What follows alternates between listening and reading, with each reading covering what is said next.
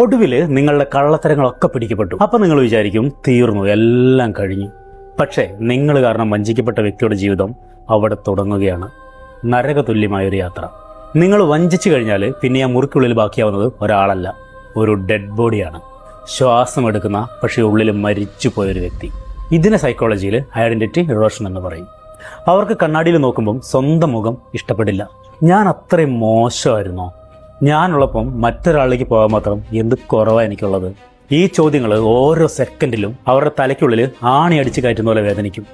നിങ്ങൾ തകർക്കുന്നത് അവരുടെ ഹൃദയം മാത്രമല്ല, അവരുടെ വിശ്വാസം എന്ന വികാരത്തെ കൂടിയാണ്.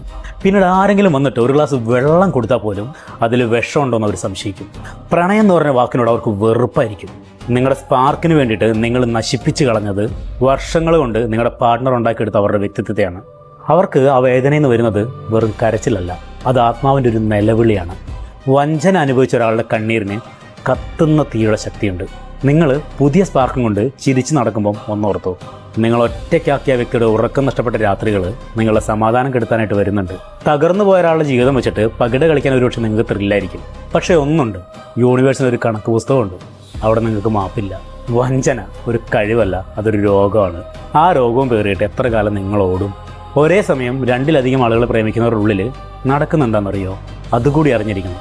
ആ കഥ ഒടുവിൽ നിങ്ങളുടെ കള്ളത്തരങ്ങളൊക്കെ പിടിക്കപ്പെട്ടു. അപ്പൊ നിങ്ങൾ വിചാരിക്കും തീർന്നു, എല്ലാം കഴിഞ്ഞു.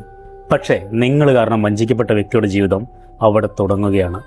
നരകതുല്യമായൊരു യാത്ര. നിങ്ങൾ വഞ്ചിച്ചു കഴിഞ്ഞാൽ പിന്നെ ആ മുറിക്കുള്ളിൽ ബാക്കിയാവുന്നത് ഒരാളല്ല, ഒരു ഡെഡ് ബോഡിയാണ്. ശ്വാസം എടുക്കുന്ന പക്ഷേ ഉള്ളിൽ മരിച്ചു പോയൊരു വ്യക്തി. ഇതിനെ സൈക്കോളജിയിൽ ഐഡന്റിറ്റി ഇറോഷൻ എന്ന് പറയും. അവർക്ക് കണ്ണാടിയിൽ നോക്കുമ്പം സ്വന്തം മുഖം ഇഷ്ടപ്പെടില്ല. ഞാൻ അത്രയും മോശമായിരുന്നോ? ഞാനുള്ളപ്പം മറ്റൊരാളിലേക്ക് പോകാൻ മാത്രം എന്ത് കുറവാണ് എനിക്കുള്ളത്? ഈ ചോദ്യങ്ങൾ ഓരോ സെക്കൻഡിലും അവരുടെ തലയ്ക്കുള്ളിൽ ആണി അടിച്ച് കയറ്റുന്ന പോലെ വേദനിക്കും. നിങ്ങൾ തകർക്കുന്നത് അവരുടെ ഹൃദയം മാത്രമല്ല, അവരുടെ വിശ്വാസം എന്ന വികാരത്തെ കൂടിയാണ്. പിന്നീട് ആരെങ്കിലും വന്നിട്ട് ഒരു ഗ്ലാസ് വെള്ളം കൊടുത്താൽ പോലും അതിൽ വിഷമുണ്ടോയെന്ന് അവർ സംശയിക്കും. പ്രണയം എന്ന് പറഞ്ഞ വാക്കിനോട് അവർക്ക് വെറുപ്പായിരിക്കും. നിങ്ങളുടെ സ്പാർക്കിന് വേണ്ടിയിട്ട് നിങ്ങൾ നശിപ്പിച്ച് കളഞ്ഞത് വർഷങ്ങൾ കൊണ്ട് നിങ്ങളുടെ പാർട്ട്ണർ ഉണ്ടാക്കിയെടുത്ത അവരുടെ വ്യക്തിത്വത്തെയാണ്. അവർക്ക് ആ വേദനയെന്ന് വരുന്നത് വെറും കരച്ചിലല്ല, അത് ആത്മാവിൻ്റെ ഒരു നിലവിളിയാണ്. വഞ്ചന അനുഭവിച്ച ഒരാളുടെ കണ്ണീരിന് കത്തുന്ന തീയുടെ ശക്തിയുണ്ട്. നിങ്ങൾ പുതിയ സ്പാർക്കും കൊണ്ട് ചിരിച്ചു നടക്കുമ്പം ഒന്നോർത്തു, നിങ്ങൾ ഒറ്റയ്ക്കാക്കിയ വ്യക്തിയുടെ ഉറക്കം നഷ്ടപ്പെട്ട രാത്രികൾ നിങ്ങളുടെ സമാധാനം കെടുത്താനായിട്ട് വരുന്നുണ്ട്. തകർന്നു പോയ ഒരാളുടെ ജീവിതം വെച്ചിട്ട് പകിട കളിക്കാൻ ഒരുപക്ഷെ നിങ്ങൾക്ക് ത്രില്ലായിരിക്കും. പക്ഷേ ഒന്നുണ്ട്, യൂണിവേഴ്സിന് ഒരു കണക്ക് പുസ്തകമുണ്ട്. അവിടെ നിങ്ങൾക്ക് മാപ്പില്ല. വഞ്ചന ഒരു കഴിവല്ല, അതൊരു രോഗമാണ്. ആ രോഗവും പേറിയിട്ട് എത്ര കാലം നിങ്ങൾ ഓടും? ഒരേ സമയം രണ്ടിലധികം ആളുകൾ പ്രേമിക്കുന്നവരുടെ ഉള്ളിൽ നടക്കുന്നുണ്ടെന്നറിയോ? അതുകൂടി അറിഞ്ഞിരിക്കണം. ആ കഥ